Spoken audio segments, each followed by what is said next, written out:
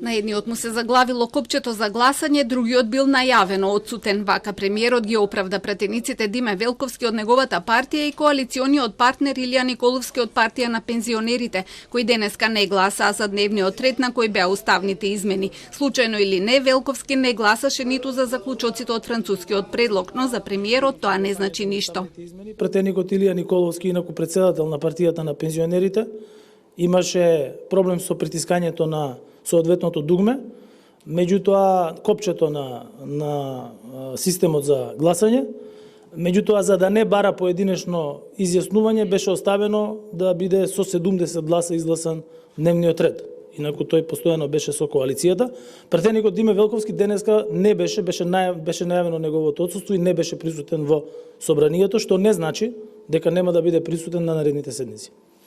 Ковачевски не се откажува од уставните измени, најави дека дискусијата и понатаму ќе се води на сите нивоа и убеден е дека на крај ќе се обезбеди двотретинско мнозинство. Ја обвини опозицијата дека ја блокираат европската иднина на граѓаните за лични цели, а против просперитетен живот. Речи дека нивната цел не е да испреговараат нов договор, туку да блокираат и да ги спасат своите политички кариери. Опозицијата пак денеска не сакаше да дебатира со цел потребата од уставни измени да се стави што побргу на гласање и да се види дека власта нема двотретинско мнозинство. Протестираа кога собранискиот спикер ја затвори седницата уште пред 15 часот, одложувајќи го гласањето за неодредено време.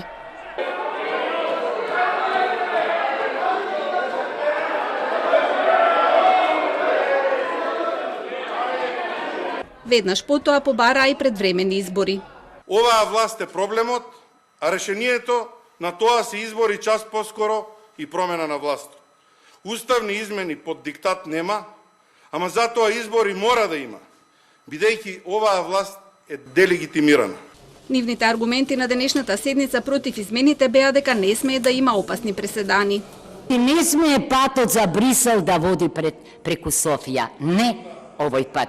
Значи, јас граѓани ве уверувам дека ние сме ваши представници, дека ќе гласаме по сопствено уверување, дека камбаните овој пат бијат за Македонија.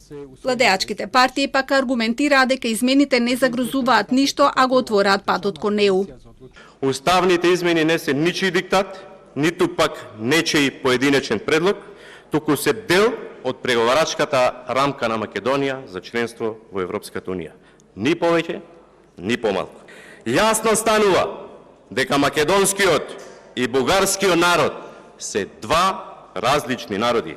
Ние, македонците, сме своји на своето. Неизвестно е кога спикерот Џафери ќе свика продолжување на седницата. Мнозинство од 80 пратеници е неопходно за оваа прва етапа од отворањето на Уставот, а процесот има 3 фази. Амандманите се утврдуваат во втората фаза, за што е доволно мнозинство од вкупниот број пратеници, односно 61 глас. Потоа низ јавна дискусија тие се финализираат како предлог амандмани и се враќаат во собранието каде почнува третата фаза, за што е повторно потребно двотретинско мнозинство. Македонскиот устав е донесен во 1991 година и досега има претрпено 8 измени со 36 амандмани.